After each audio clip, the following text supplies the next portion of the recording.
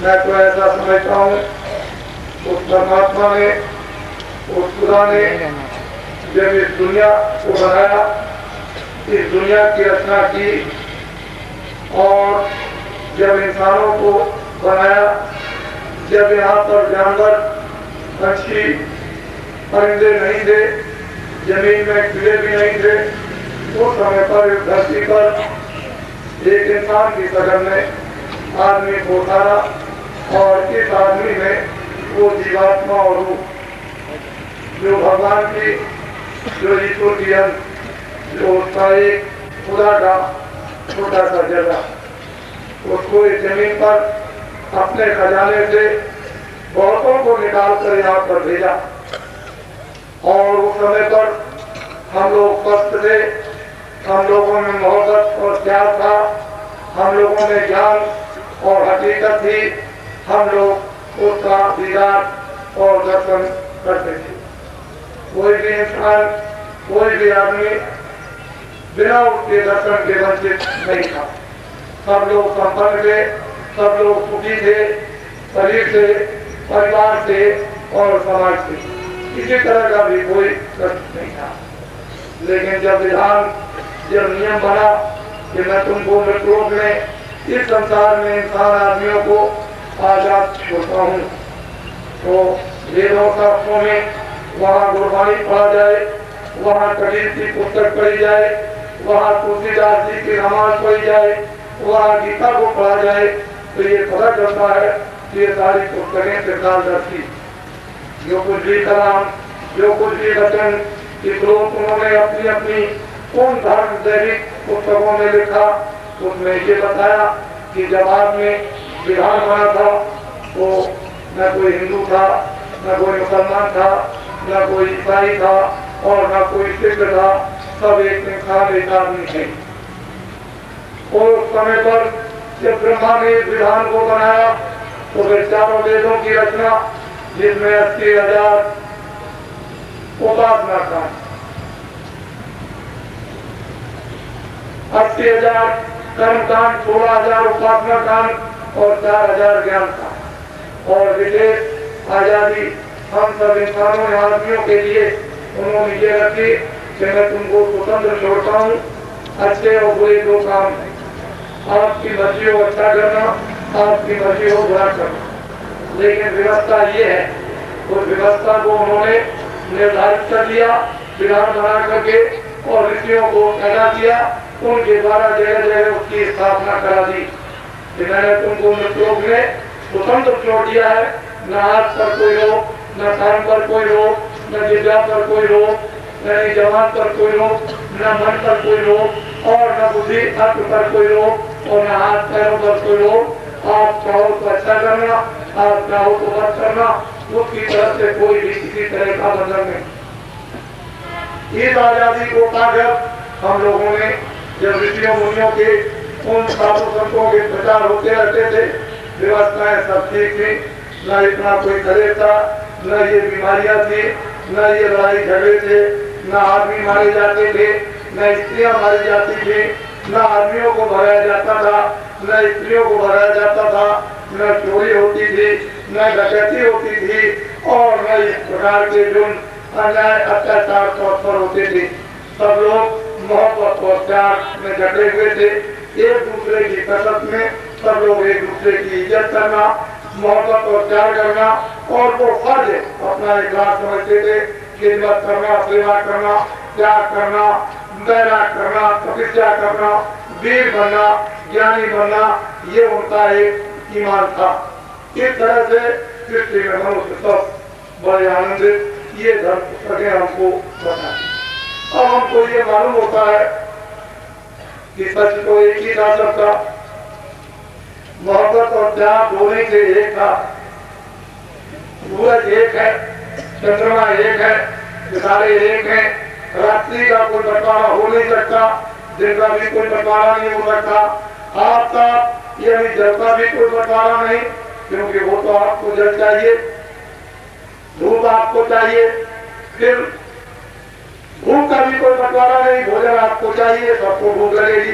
तो जो कुदरत ने, जो भगवान ने, जो प्रकृति ने, जो अपने कामों को आपके सामने रखा था उनका तो आपने परित्याग कर दिया या उसको भूल गए। अब हुआ क्या कि गुरु ग्रंथ न ये कहते हैं झूठ बोलो, न कुरान कहते हैं कि तुम झूठ बोलो, न ग्रंथ और कुरान कहती है बेरहमी करो, और न रामायण गीता कहती है कि तुम किसी का कत्ल करो, दुराचार करो, अन्याय।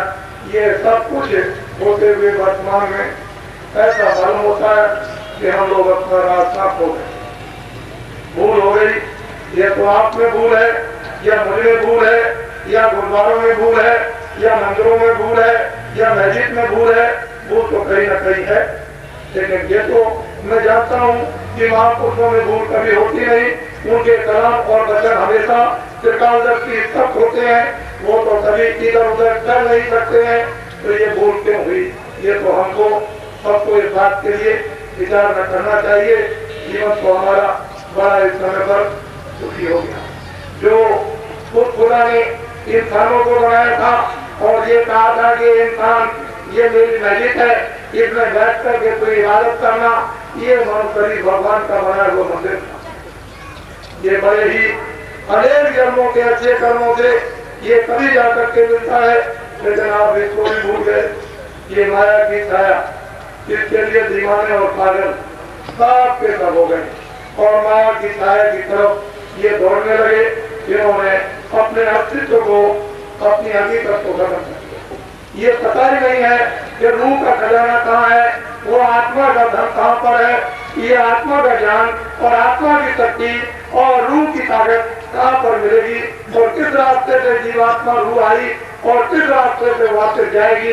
लेकिन सारी दुनिया का खुदा तो एक, भगवान तो एक ही है, उसको आपको खुदा, मैं उसी को कहूँ, इसको कहूँ रोशनी देता है खुदा, दूसरा कहता है भगवान, तीसरा कहता है गाठ, चौथा कहता है मेरा गुरु, और पांचवा कहता है सर्वशक्तिमान, और फिर कहते हैं ये ब्रह्म है, और फिर कहते हैं ये पार ब्रह्म। आखिर इसी लाइफ के कहिए उस परमपिता परमात्मा ईश्वर के अपनी अपनी जवानों में कितने नाम रख दिए गए, लेकिन है वो सबका मालिक ही। उसके लिए हम लोग लड़ते हैं, हम लोग झगड़ते हैं, हम लोग झूठ बोलते हैं, हम लोग धोखा देते हैं, हम लोग क्रोधी बनते हैं, हम में काम उत्पन्न हो जाता, क्रोध उत्पन्न हो जाता, लोभ उत्पन्न हो जाता, मोह उत्पन्न हो जाता। ये सब क्या है, नरक के रास्ते, दो जगते रास्ते। काम आएगा, क्रोध आएगा, बुद्धि भ्रष्ट हो जाएगी, ज्ञान बुद्धि पूर्ण हो जाओगे। आत्मज्ञान का आपको क्या पता रहेगा कि आत्मज्ञान क्या है। अब मैं आपको मोटी बातें बताऊं तो आपकी बुद्धि में प्रवेश होगा। ये मनुष्य बार बार नहीं है। अपनी बार एक काम करने के लिए आपको हिंदू मुसलमान सिख ईसाई मानव को दे दिया है, और वो किताबें सब हाजिर कर दी। आपको तो ये मालूम नहीं है कि भजी जाते खुदा होते हैं, खुदा की ताकत को, खुदा के नूर को और खुदा के खजाने को लेकर के आते हैं, और उनका संबंध उसी खुदा से होता है। और बिना फकीरों के खुदा का इजहार नहीं होता, बिना महात्माओं के भगवान को कोई बता नहीं सकता है। लेकिन आपने फकीरों को भी छोड़ दिया, महात्माओं को भी छोड़ दिया, तो अब ये मनुष्य शरीर की कीमत को कौन बताए। इतने जन्मों की तपस्या के बाद ये अवसर आपको सुंदर से सुंदर मिल गया कि दिन में काम करना, इस पेट भरने के लिए, कपड़े के लिए, शाम को औलाद बच्चों की सेवा करना, लेकिन इसमें रहने वाली जो रूह और जीवात्मा है उसके लिए कुछ जमा करना, वो डॉलर जमा करना, वो खजाना जमा करना, वो धन को जमा करना। जब इस संसार से हम जाएंगे तो वही मेरी हिफाजत और मदद करे। लेकिन इसको भी हम भूल गए कि वो खजाना कैसे मिलेगा। तो ये बातें आपके सामने, तो मेरी मोटी बात यह है कि मनुष्य जो आजादी आपको दी, वो तो बद और नेक कामों को वो अपने दफ्तर में बैठ करके सब लिख रहा। आज रात में कितने आपने बुरे काम किए, या आज दिन में कितने अच्छे काम किए, वो न हिंदू को छोड़ता है, न मुसलमान को छोड़ता, न ईसाइयों को छोड़ता है, सब नोट करता रहता है। और इसी माया की छाया में फंसे हुए हो तब तक आपका वक्त पूरा हो गया। मकान मालिक ने फौरन बुलाया पलटों को, उन सिपाहियों को कि जाओ मकान खाली हो समय हो गया, उसको खाली करा लो। और सिपाही आएंगे, परवाना लेकर खड़े हो जाएंगे, आवाज लगाएंगे कि करम सिंह बस तुम्हारा पूरा हो गया, 1 मिनट में मकान खाली। बोलिए आप क्या करेंगे? बोलिए आपके पास में इंतजाम उपाय कोई है? बदोबस्त से कोई मददगीर को दुनिया में 1 मिनट के अंदर मन को, बुद्धि को, चित्त को, प्राणों को, जीवात्मा को, यानी रूह को जिस्म से मन शरीर से निकाल करके वो बाहर खड़ा कर देगा और ये शरीर हाथ से जमीन पर गिरेगा। इसको मुसलमान कपड़ा डालकर या हिंदू कपड़ा डालकर एक को दफना देगा और दूसरा लकड़ियों पर रखकर इसको जला देगा। यही तक आपके बाजार, यही तक आपके सोने और चांदी, यही तक आपके बच्चे और बच्चियां, यही तक दोस्त और मित्र और यही तक राज और पात, कोई की नोक भी आपके साथ जाने वाले नहीं। तो मैं इन इंसान और आदमियों से ये समझना और समझाना चाहता हूँ कि उस दिन जब तुम पहुंचोगे उस कचहरी में तो उसके आप क्या जवाब दोगे, क्या कहोगे? आपने तो इतनी बड़ी आजादी, स्वाधीनता, मानवता की प्राप्त की कि यही से मुक्त हो जाते, मोक्ष को प्राप्त कर लेते, नजात को प्राप्त कर लेते, जन्म मरण से बचाते, आवागमन छूट जाता, तमाम सजाएं प्रोजेक्ट की खत्म हो जाती। लेकिन आप क्या जवाब दोगे? किसकी तरफ देखोगे? कौन तुम्हारा मददगीर है? कोई नहीं। अभी महात्मा मिले नहीं जो इधर भी साथ देते, उधर भी साथ देते, इधर भी हिफाजत करते जीवात्मा लोगों की, उधर भी हिफाजत करते जीवात्मा लोगों की और निकाल कर ले जाते उस मुकाम पर, उस खजाने में जहाँ से निकल के आई थी उसी में पहुंचा देते। लेकिन अफसोस है किधर में कभी हिंदू बुरे, कभी मुसलमान बुरे, तो कभी ईसाई बुरे, तो कभी ये बुरे और कभी वो बुरे। ये झगड़े तब तक आपके इस दुनिया में चलते रहेंगे और झगड़े का मजा, आनंद क्या मिला आपको? ये तो बताइए। कोई अंग्रेजी हो गई, कोई बदवारी हो गई, कोई बदनाम हो गए और बदनसीब हो गए, बरकत ले दी गई और तमाम बीमारी टूट पड़ी, पहाड़ टूट पड़ा, तकलीफ होगा, बारिश से उमड़ पड़ी है, चिंताएं नाना प्रकार की हो गई। अब सब मारने की इस वक्त में फुर्सत नहीं है। तो बताइए आप आखिर भूल तो हो गई, इसमें तो कोई संदेह नहीं है। इस भूल को मिटाने के लिए अब वक्त और समय आएगा कि फकीरों की जरूरत महात्माओं की पड़ेगी और वो महात्मा और फकीर जब आपको मिलेंगे तभी आपको सपनों और शांति, तभी आपको आनंद और शक्ति, तभी आपको ज्ञान और आपके मन को, बुद्धि को और चित्त को, प्राणों को और जीवात्मा को खुद और साफ करेंगे। ये तो साबुन तो महात्माओं के पास है, बाकी और किसी के पास नहीं। आगे कपड़ा भी तो हर रोज गंदा होता है, साबुन की जरूरत पड़ती है। तो महात्मा भी कोई धोबी होते हैं, फकीर भी कोई धोबी का काम करते हैं, उनके पास कोई और अजनबी साबुन नहीं।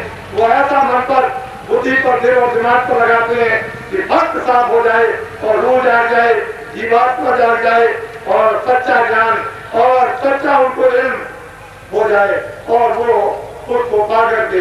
वो फकीर जंगलों में लंगोटी लगाते थे, बड़े बड़े बादशाह, बड़े बड़े राजे जंगलों में जाकर उनको ये मस्तक रख करके सिजदा करते थे और प्रणाम करते थे। आगे उनके पास बड़ी से बड़ी दुनिया की दौलत में होती तो लोग क्यों जाया करते? अफसोस की बात है। हाँ, आपको ये गर्व है कि मैं कितना झूठ बोलता हूँ, कितना झूठ बोल सकता हूँ। ये तो आपको गर्व हो गया, अभिमान हो गया कि मैं इतना चैंपियन हूँ कि मैं जितना धोखा दे सकता हूँ। मुझे उनकी सवारी के याद है, उन्होंने देखा है किताबों में।